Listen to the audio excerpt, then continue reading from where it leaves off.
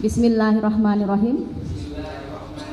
Demi Allah, saya bersumpah sebagai saksi akan memberikan keterangan yang benar, tidak lain daripada yang sebenarnya. Silahkan duduk. Jadi saudara berdua sekarang sudah menjadi kami panggil saksi ya, untuk memberikan keterangan dalam perkara peninjauan kembali ini. Ini akan didengarkan keterangannya secara bersama-sama. Yang mana yang lebih dulu yang mau didengarkan? Nanti kami. Oke. Jadi para saksi nanti dengarkan pertanyaan dari kuasa pemohon, ya. Silahkan dari kuasa pemohon. Terima kasih Yang Mulia. Yang saya muliakan Pak Dedi dan Mas Teguh. Kami mengenal Pak Dedi adalah mantan Bupati Purwakarta, mantan anggota DPRD Purwakarta, mantan anggota DPR RI. Beliau adalah tokoh masyarakat Sunda, Jawa Barat, dan juga tokoh nasional. Dalam agenda terakhir ini, kami melihat beberapa aktivitas Bapak yang harusnya ikut kampanye menjadi calon gubernur, tapi kok sangat fokus turun ke kota Cirebon. Kemudian beberapa hasil wawancara Bapak itu sangat mengejutkan dunia keadilan Indonesia dengan ditemukan beberapa fakta-fakta nyata, pengakuan-pengakuan dan pencabutan-pencabutan berita acara, keterangan baik di kepolisian maupun di pengadilan dalam satu kasus yang bernama kematian Nina dan Eki. Ini menurut kami sebagai tim pengacara sangat membutuhkan kesaksian dari Bapak, karena kesaksian ini akan menjadi novum bagi kami untuk memperjuangkan saka dan keadilan Indonesia pada umum.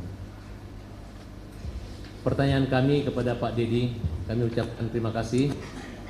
Semoga Bapak enggak terganggu kenyamanannya harus rapat hari ini. Kami benar-benar mengucapkan terima kasih, semoga Allah membalas kebaikan Bapak. Pak Dedi Mulyadi, saudara saksi, apakah saudara mengerti kenapa saudara kami undang di hari ini? Saya mengerti diundang hari ini untuk memberikan keterangan, kesaksian apa yang saya ketahui. Kira-kira kasus apa Pak yang lagi kita panggil sesuai undangan kami? Mengajukan peninjauan kembali terhadap Adinda Saka Tatal terhadap vonis yang pernah dia jalani.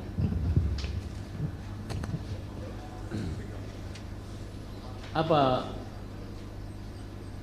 pendampingan atau menelusuri ini merupakan bagian pekerjaan dari Bapak atau dan kepedulian buat Bapak? Iya, pendampingan bukan pekerjaan saya, tetapi sebagai warga negara Indonesia, saya memiliki kewajiban untuk menyampaikan berbagai informasi yang belum diketahui publik, yang belum diketahui oleh penyidik, agar saudara Saka Tatal bisa diposisikan pada posisi yang sebenarnya. Apa yang membuat Bapak tertarik, tergugah hati Bapak untuk turun sejenak di kota Cirebon?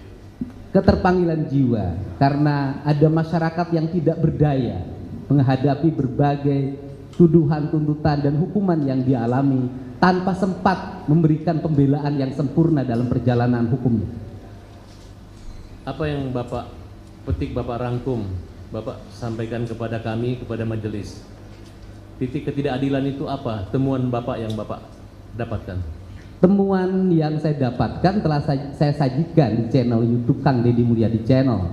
Dari seluruh temuan itu, saya yakin penyidik, siapapun yang punya hati pasti bisa melihat apa yang sebenarnya terjadi pada kasus ini.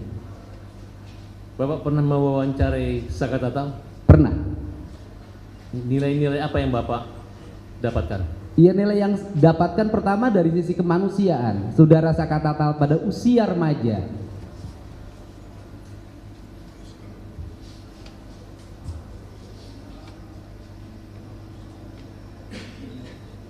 tidak bisa menikmati masa remaja.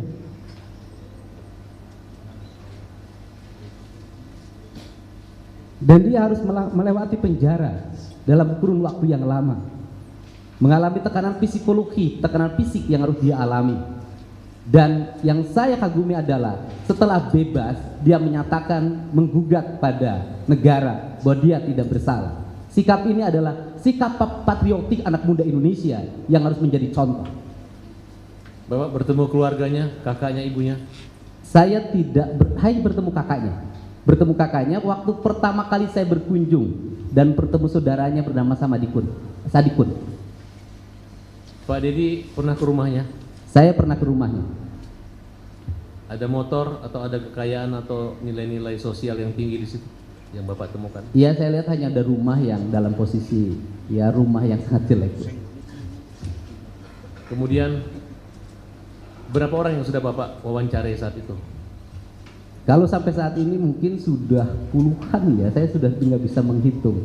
Tetapi yang menyangkut Saka Tatal yaitu mencoba memahami peristiwa apa yang dialami oleh saudara Saka Tatal pada tanggal 27 Agustus 2016. Apa yang saudara ketahui berdasarkan informasi yang diwawancarai tentang keberadaan Saka Tatal tahun 2016 tersebut? Dari channel yang saya ungkapkan ke publik pada tanggal 27 Agustus 2016, saudara Saka Tatal berada di rumah.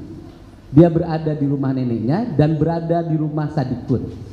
Kemudian pada waktu itu dia nongkrong-nongkrong sampai malam hari di rumahnya Sadikun. Pada waktu itu ada motor saudara Irfan yang mogok karena mengalami gangguan kabilator. Kemudian motor yang mogok itu diteleponlah yang punya bengkel bernama Heri oleh Sadikun untuk apakah bisa memperbaiki motor Irfan, dan Heri mengatakan bisa. Kisaran pukul 10 malam mereka menceritakan pergi bersama-sama. Satu, saudara Saka Tatal dibonceng oleh Sadikun. Yang kedua, saudara Irfan membawa motor yang mogoknya sendiri. Yang ketiga, saudara Raja almarhum membonceng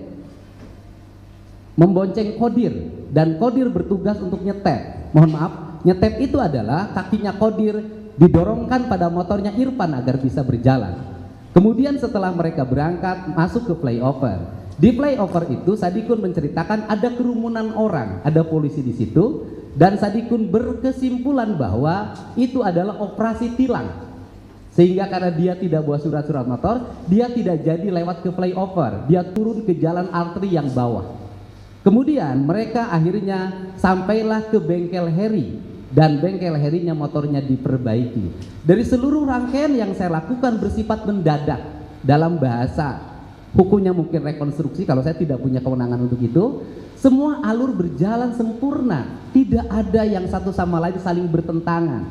Kalau mereka berbohong, membuat skenario, saya pikir tidak akan bisa menceritakan sebuah rangkaian perjalanan seperti itu. Cara seperti itu hanya bisa dilakukan oleh orang-orang yang benar dan jujur dalam menyampaikannya. Yang Bapak temukan wawancara dengan siapa yang mendukung keterangan Bapak ini? Apakah Teguh? Wawancara yang waktu itu semua diwawancara. Ya, yang intinya yang mengetahui keberadaan Saka. Saka itu yang pertama, Sadikun. Kemudian yang kedua, Kodir, yang sekarang kakinya patah karena saya berkunjung ke rumah Kodir langsung. Kemudian yang ketiga, Irfan. Yang empat, Heri yang punya bengkel.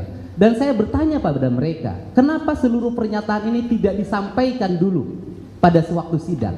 Mereka menjawab, kami menyampaikan, cuman diabaikan. Ada pertanyaan hukum kami yang kami pertanyakan adalah kenapa pernyataan mereka di muka hukum yang diambil di atas sumpah oleh hakim itu diabaikan, sedangkan saudara Dede dan Aep yang tidak menyampaikan di depan majelis hakim dan tidak diambil di atas sumpah justru dijadikan dasar putusan. Dari beberapa kejadian atau wawancara itu saya mendengar Bapak mencari Aep dan Dede. Apa yang Bapak temukan dari pencarian itu? Sebenarnya tidak mencari. Saya wawancara Aep waktu yang pertama. Kemudian Aep menyampaikan bahwa dia apa yang dia lihat, apa yang dia dengar, itulah yang sebenarnya. Kemudian berbulan-bulan setelah itu, mungkin 3 bulan, 2 bulan, datanglah Dede. Yang datang ke saya itu bukan dedenya, tapi kakaknya. Kakaknya datang ke saya bahwa Dede ingin menyampaikan sesuatu pada Pak Dedi. Kenapa pada saya? karena sulit pada yang lain menjamin keamanannya, menjamin dirinya. Akhirnya kami menjemput Dede ke Tangerang pada hari Sabtu. Kemudian setelah itu Dede langsung jam 4 ketemu saya, langsung memberikan pernyataan bahwa dia itu pada waktu itu berbohong. Dia tidak melihat gerombolan orang untuk menggunakan motor, melakukan pelemparan dan sebagainya. Jarak antara warung Madura ke tempat anak-anak nongkrong itu setelah diukur oleh Dede, menurut dia jaraknya 150 meter. Artinya kalau dalam BAP itu kan dia hanya melihat keterangan dari jarak 50 meter, kemudian tidak, karena ketakutan dia pergi lari, kabur. Iya. Saat itu kita anggap tidak mungkin lah. Dan saudara Dede juga menyatakan itu adalah arahan dari Rudiana. Coba Bapak gali sedikit pengakuan daripada Dede. Ya, kalau pengakuan dari Dede kan sudah disampaikan di channel YouTube saya. Saya pikir tinggal itu saja dilihat. Dan masih ada, sudah disampaikan. Terus di Peradi pernah Bapak hadirkan juga Dede? Sudah dihadirkan, di conference base-nya ada. Saya pikir majelis JPU sudah bisa melihat dan mengakses di berbagai berita media juga muncul. Saya butuh pengulangan lagi Pak. Kira-kira apa yang disampaikan Dede tentang peristiwa itu? Yang disampaikan oleh Dede pada Iya. Yang disampaikan oleh Dede pada peristiwa itu bahwa saudara Dede dijemput. Saudara Aep minta dijemput oleh saudara Dede untuk untuk diantar ke Polresta. Ya. Kemudian ada pertemuan nggak antara Dede dengan Rudiana? Kalau pengakuan Dede ada pertemuan di situ sebelum diperiksa. Itu pengakuan Dede. Artinya menurut Dede semua keterangan yang disampaikan itu adalah arahan dari Rudiana. Menurut Dede di channel YouTube saya seperti itu. Apa benar menurut Dede tidak pernah datang ke pengadilan dan yang melarang datang ke pengadilan itu adalah Rudiana? Di channel YouTube saya dan di berbagai channel media seperti itu jawabannya. Apa kesimpulan Bapak tentang peristiwa pengakuan Dede tersebut? Kesimpulan saya dalam peristiwa pengakuan Dede bahwa Dede tidak mengetahui peristiwa pengejaran dan Dede memastikan pada malam itu tidak ada kerumunan orang di depan SMP 11, tidak ada anak-anak bergerombol di gang SMP 11 pada malam itu. Tidak ada peristiwa pengejaran dan Dede setelah membeli rokok kembali lagi mengantar Aep ke tempat pencucian mobil. Tekanan-tekanan batin apa yang membuat Dede itu mau jujur sama Pak Dedi? Dia mengatakan selama 8 tahun tersiksa hidupnya. Dia mengalami problem psikologi dalam dirinya, hidupnya seperti mengalami ketakutan. Saya dengar ada ungkapan bahwa Dede siap dipenjara untuk menebus kesalahannya. Coba Bapak jelaskan. Iya, Dede berulang-ulang saya nanya, kamu bohong atau tidak? Dia katakan saya tidak berbohong. Pernyataan Dede sudah disampaikan di depan notaris. Dan nanti sebentar lagi akan kita legalisir di Pengadilan Negeri Cirebon.